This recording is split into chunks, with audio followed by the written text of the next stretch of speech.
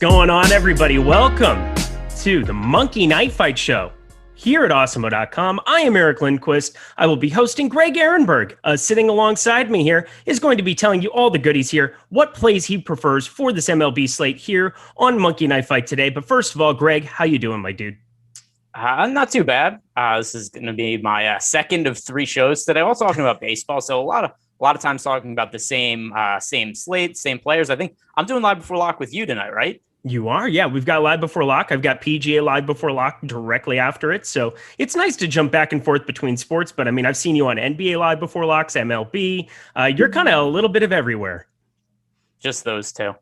Oh, okay. Well, there's that. You do some MMA coverage as well, correct? Yeah, not shows or anything. I just do. You do a lot more sports than me. You do golf and something else probably. Yeah, we'll get into some football here. I was doing some football writing, and I think everybody dabbles a little bit in football, but whether or not they know something or not, you need to be checking Matt Gajewski. Just as a sidebar here, follow at Awesemo Fantasy, getting all the year-long stuff, the best ball stuff, a little bit of a little bonus promotion here for them. But we are here, of course, to talk about Monkey Knife Fight. Monkey Knife Fight, one of the better interfaces you can possibly go on. Super easy to play. Their player props-based contests are so easy to put together, and they don't require the same time commitment that some of the other DFS sites do. So they have NBA, UFC, PGA, esports, and soccer in addition to the MLB. And to get started, head over there, choose which game you want to play, your contest type, and your buy-in. And even better, Monkey Knife Fight has an instant first match deposit bonus of up to $100 when you sign up with the promo code Awesemo. That's AWESEMO to get $100. Let's party, everybody. My first pick that I'm going to on the Monkey Knife Fight board today, I'm gonna throw my three picks together. We're gonna have Greg give his analysis on those, and then also we're gonna put together a home run derby card together. But to start off, we're going to the main games. We're going to the Star Shootout, and I really like targeting rapid fire. We have Marcus Semien over Will Smith in this spot. And then I also like Muncie, who's getting plus 0.5 fantasy points over bets. So David Hess is going to be the starter here for the Miami Marlins. We don't really have a sample size on him this year or in 2020, but in 2019, he had a 1.6 whip against lefties, 1.52 against righties. That's horrendous against both sides of it. But if I'm going to get plus 0.5, as long as Muncie's in the two hole, I don't see any real difference between targeting him as opposed to going to bets. So I'm going to take that free 0.5 fantasy points. What do you feel about these plays, and would you do anything differently?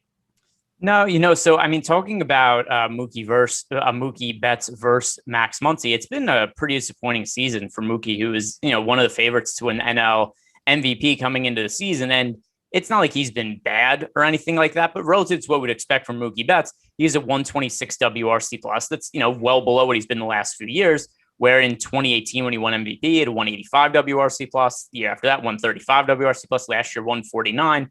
So, 126 is certainly a little bit of a regression from him. And then you compare that to Max Muncy, who's having, a pretty solid season. He has a 165 WRC plus, and once again, it's not that Mookie Betts has been bad, but at the plate, Max Muncy has been the better hitter, and we're getting plus fantasy points from here. So I agree with you there.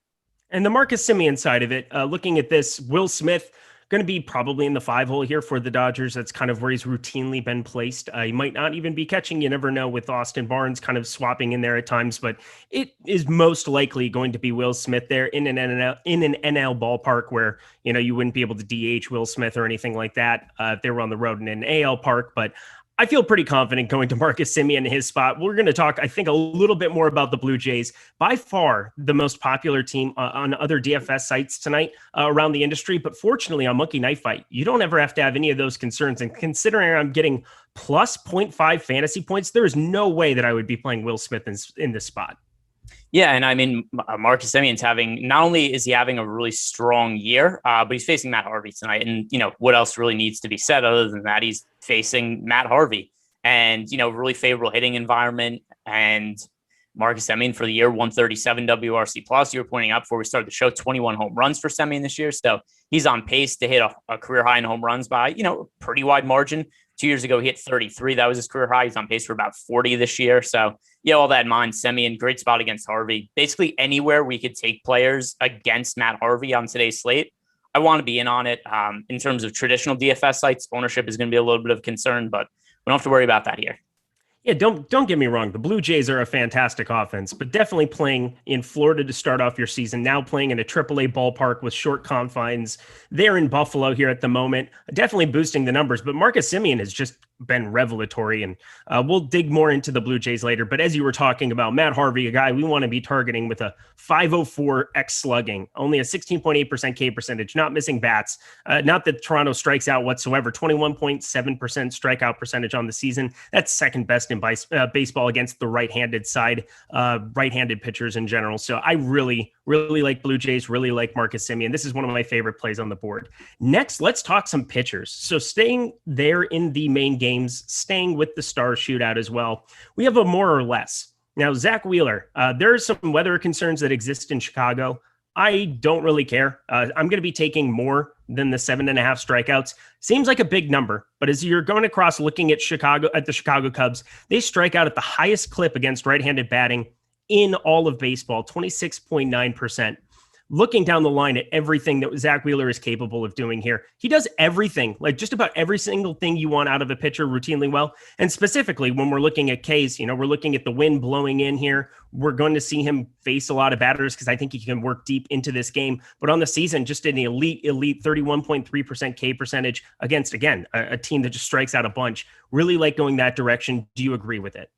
Yeah, totally. And I mean, if you look at our top props tool on Awesemo.com and you just look at the odds of individual players hitting their props, just in general, and the best price that are available everywhere, we have Zach Wheeler with a 77% chance of hitting over 7.5 strikeouts. So with that in mind, that is one of the best props that we could find anywhere. So I really like Zach Wheeler to get to, like 8+ strikeouts today against the Cubs. You did mention the weather, which I'm just pulling that up really quick to see how much that's changed since early this morning when I did the when I did the strategy show with Adam Schur. And, the weather actually looks even more favorable now than it did earlier this morning. So we have some rain concerns, but it's later in the day and it's only 30% chance. So even if rain starts in Chicago, it looks like it wouldn't be until like the 8th or 9th inning. So not anything that's a real concern for me. The other thing also, you mentioned it, wind blowing in 11 miles per hour. So favorable conditions for pitching. That should enable him to stay in the game for longer.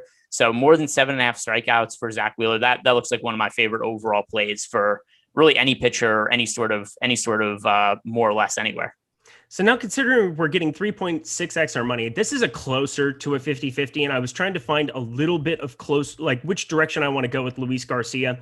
You pretty much are either playing this game individually. I don't really have a lean on Alec Mills' strikeout number as well. So I am going more towards this Luis Garcia. I think I'm going to be going slightly on the less side of 6.5 here for Luis Garcia. Again, you're getting paid a nice multiplier on your money here. So I feel very confident with that Wheeler number. And so kind of finding a little bit of value here going towards Garcia, who is a very good pitcher for the season. But this Oakland Athletics lineup, so improved. Specifically, let's talk about Matt Olson, a guy who's in the 3-hole there, sandwiched between, if they're leading off with Tony Kemp, he only strikes out at a 16.6% clip on the season. Elvis Andrus, 16%, even a little bit better. Those are elite numbers. Matt Olson, coming off of a 2020 season where he was striking out at a bottom 10th percentile clip at 31.4% on the entire season.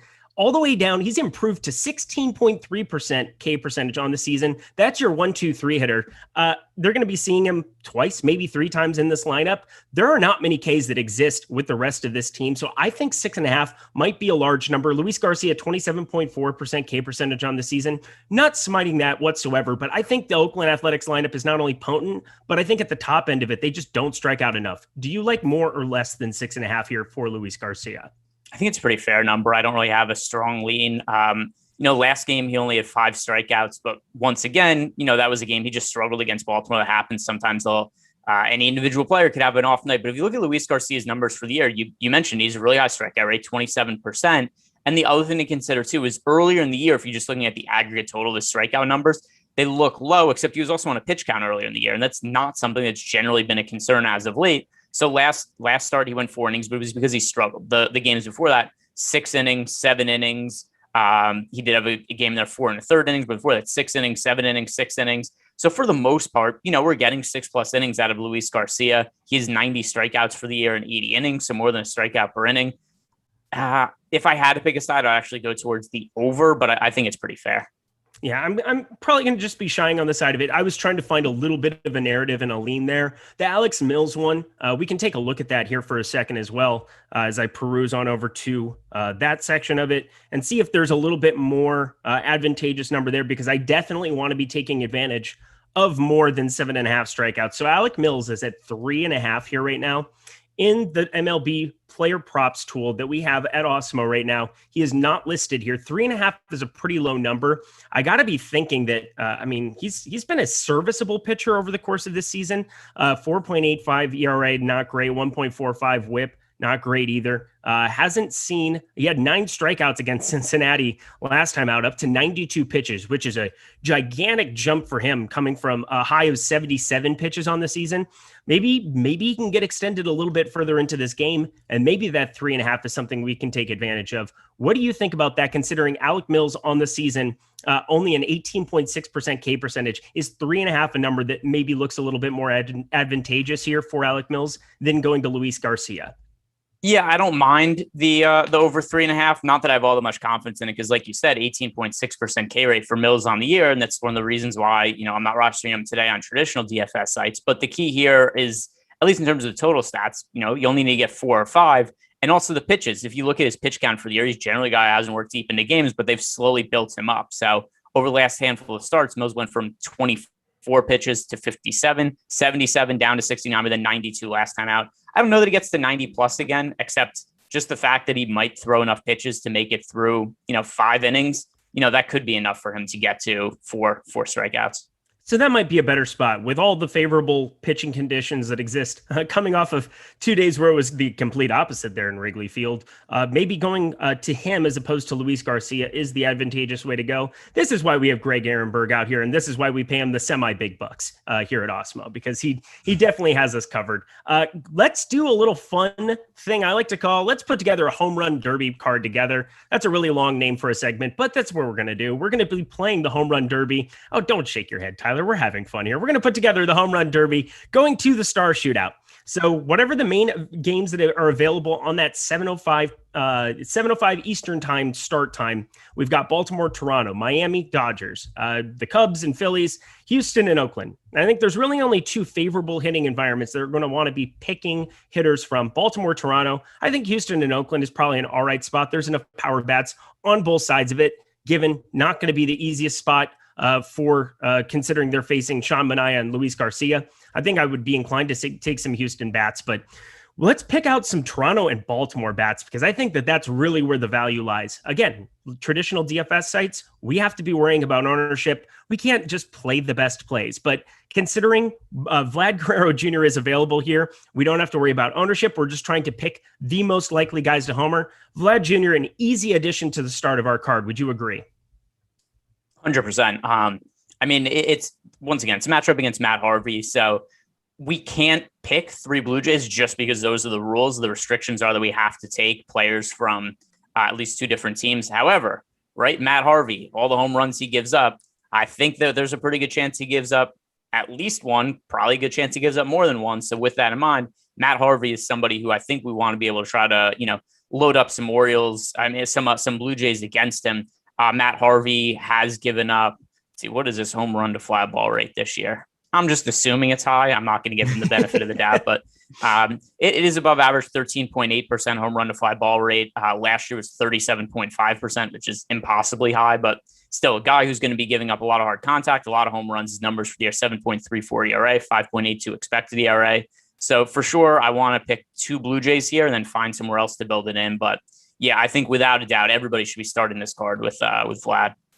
So let's go with the next options. If we're looking for one, and I think that a strong thing or a strong possibility, if you're going to have like $5 or $10 that you're going to allot to this, I think maybe putting 5 and 5 and picking out 1 or 2 different Blue Jays to pair alongside Vlad on the more than 0.5x home runs or 0.5 home runs to get 2x on your money is a strong way to go. I think I would probably prefer to do that because Vlad is the most likely. You can win that on both sides of the bet by going to Vlad Guerrero and putting him in the lineup. But let's go through the other options. I think two really stick out to me. Marcus Semien, who has 21 homers on the season. Bo Bichette, who has 15. Now, Bo Bichette, only a 4.6 degree launch angle here on the season. For Matt Harvey, 12.9 degree launch angle on average that he is giving up here. I mean, lots of hard contact coming from Bo Bichette, 50.6% hard hit percentage. I really have no problem going to him here, but I might be I'm talking myself into a little bit more Marcus Semien here, just because of that 18.1 degree launch angle, just a little bit more inclined to hit home runs. He's putting the ball high up into the air, lofting it, hitting it still at a pretty hard clip, 43.7% hard hit percentage. If you had to pick one or the other, which direction are you going for your second Toronto Blue Jay? It's hard to not go Semien, especially because, we were talking about him before when we were going. It was him versus Will Smith. Was that the player we did the other prop for? Yeah. So, Marcus Semien for the year, he's 21 homers through 83 games. So he's on pace to right around 40 homers. So, with that in mind, you compare him to somebody like you mentioned, Bo Bichette, who has significantly less home runs. Even some of the other guys who are, fairly likely to homer in the Blue Jays lineup, Randall Grichuk, Teoscar Hernandez. These guys have not had the same kind of power that Marcus Semien has had this year. So Semien, career best 253 ISO for the year. I think that he is definitely the second best choice to hit a home run from the Blue Jays. So now we get to each kind of pick our third player on the card, and I'm not sure which direction you're going to go. I'm actually going to just kind of leave this game entirely. Hyunjin Ryu, I understand if you want to possibly go that direction, giving up a 40.9% hard hit percentage. That's not elite by any means whatsoever. But considering Anthony Santander, who did homer yesterday, has the highest hard hit percentage at 42.8%, not my favorite spot to be going to for my third pick. I'm actually going to go to one Yordan Alvarez. And people just they avoid left on left pretty much every single time. We see it with Shohei Ohtani, gets lower ownership against a lefty, and Yordan Alvarez up against a lefty. But if you look at his splits, it's really not that marked whatsoever. I mean, he still has a slash line that's pretty darn elite against lefties for the season here. 306, 374, 500 against lefties, an 874 OPS, completely crushes on that side, has 4 homers in 108 at-bats versus the lefty side. So I have no problem targeting an elite home run hitter, one of the best home run hitters on planet Earth, facing Sean Manaea in this spot. That's going to be my pick. How about yours? Is he in the player pool? Yeah, he should be. I mean, they had, let's see. Well, that's fantastic. So we cannot go to that direction. So do not do that whatsoever. I just saw Houston and Oakland was listed as one of the teams up in the main games. And so I just kind of assumed that you would be able to plug him in for the home run derby, but we are not able to do that here at this moment in time. So I probably am going to go to, do I want to go Anthony Santander now at this point in time? Do I feel risky? Probably not feeling that risky. By the way, I have to point this out. Is we were going over our picks and who we liked before, and you're like, let's go back and forth drafting them, or else I would. So like as you're doing, I'm kind of searching through the names, looking through it, and I'm just scrolling through the names left to right and seeing like, all right, who stands out? And you mentioned Alvarez. I'm like, boy, I see all the Astros grouped together, and Yordan Alvarez isn't here. If we would have done our picks ahead of time, like we normally do, we would have identified this, but well, it just didn't happen. So they have every other Astro there except for Alvarez. They have Correa, Altuve. You can go to a number of different Astros. So against Sean Manaea, I'm going to just go back to this here at this point in time. Let's go to the MLB player props tool here as well. Over at Awesemo.com, we've got the home run tool as well. I'm going to plug in one Carlos Correa here and see what his number is. We've got him currently with a 20% expected chance to be hitting a home run in this spot. There's a 33% ROI on that number. There's a plus 550 that exists around the industry. That's something you can maybe take a look at, but I'll plug in Carlos Correa as my pick. He's going to go to the Crawford boxes today, going out to left there in Houston. That is going to be my pick. He is available and in the pool. I wish it was Yordan Alvarez, but such is life. Thank you for catching me. Greg, go ahead with your third pick. Let's see. I am comparing our prop tool to also see which players not only have a good chance at homer, which by the way, Yordan Alvarez, good choice otherwise, other than some of the other mitigating factors. But thanks, the fact that I can't play him, that seems problematic. You know what's funny is I'm looking at the props tool, and even though I like Luis Garcia today, we do have Matt Olson with a 26% chance at a home run today. So one of the best odds we project for anybody on the entire slate. Matt Olson's having a terrific season at the plate. So even though I think Luis Garcia is going to have a good game more often than not against the A's, I still think that there's, a reasonable enough chance that Matt Olson homers off him tonight. Olson does have 20 homers this season in 81 games. He's a 152 WRC plus. That's a career high. So, Matt Olson, one of the best power hitting lefties in baseball. I'm gonna pick him and definitely fall back on our projections here. Yeah, I absolutely love that pick as well. I think that that's a solid way to go. Currently 85th percentile or better, and pretty much everything you'd possibly want. Average exit velocity, max exit velocity, hard hit percentage, 81st percentile, still pretty elite. 89th percentile expected slugging. Hard to really put any holes in the pick of Matt Olson. Currently slashing 279, 379, 535 against righties here for the season. He is an elite home run hitter. Love that pick as well. Let's kind of go across the board as well. Are there any other pitchers? Because again, you did the strategy show this morning with Adam. I haven't had the ability to tune into such things yet. So I'm getting your fresh takes on things. Is there a pitcher today that you are very bullish or bearish on that we might be looking at a couple of their K props today? We already talked about him, but there isn't very good pitching tonight. So the most obvious choice is Zach Wheeler. Pretty much everywhere for DFS purposes, Monkey Knife Fight. It's hard to not like Wheeler, like we said before, wind blowing in. Also a lineup that could potentially strike out a decent amount in the Cubs. So I think Zach Wheeler's the most obvious choice. If I'm taking somebody else to overall fade or be under on, it's going to be Patrick Corbin. Corbin's had such a rough season this year. And if you look at his overall numbers, there's still a little bit of name value there. And he was a good pitcher a couple of years ago, but 31 years old now, the velocity not quite as high as it was when he first signed that contract. When with Arizona, he's doing 93 miles per hour. Now he's down to 91.9 average fastball velocity. ERA this year 5.56, expected ERA 5.38, career low 18.6% strikeout rate. So I think if that's the guy who I want to be fading the heaviest here is Patrick Corbin. All right, so we're gonna head over to that game here.